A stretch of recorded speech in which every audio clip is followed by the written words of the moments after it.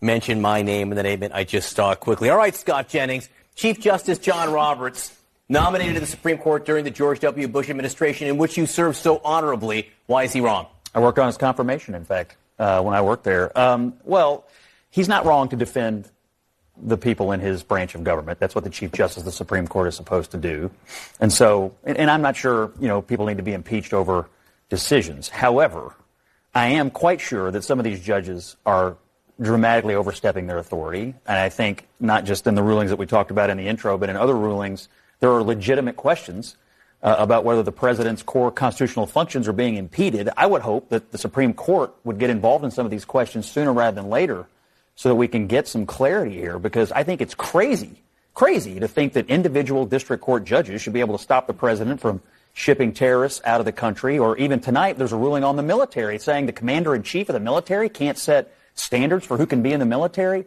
All of these rulings from these individual district court judges, I think it's ludicrous, and the Supreme Court ultimately is going to have to be the final arbiter. So just to understand, are you saying it is wrong that the president called for impeaching a judge who disagreed with him, which is what Robert said? I just heard you say just a second ago that maybe calling for impeachment is too much. Is that what you said?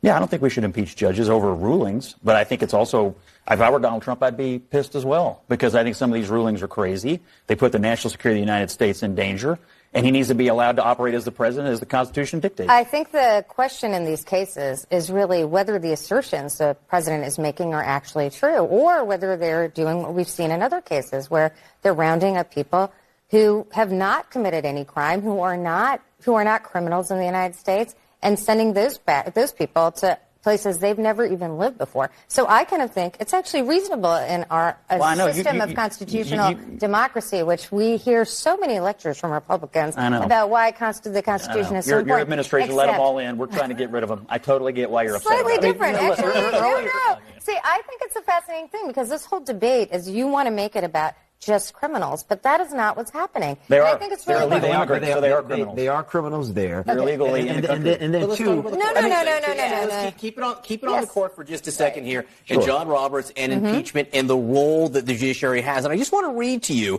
from a document that I'm fond of, the Constitution of the United States. Article 3, Section 1, the judicial power of the United States shall be vested in one Supreme Court and